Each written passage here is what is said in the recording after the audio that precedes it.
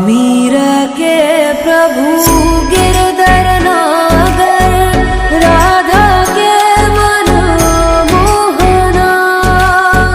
राधा दिन श्रृंगार करे और मीरा बन गई जोगनिया। दिल करदा मैं तेनू वेखी जावा, दिल करदा मैं तेनू वेखी जावा, नहीं तेरे जिया होर दिसदा।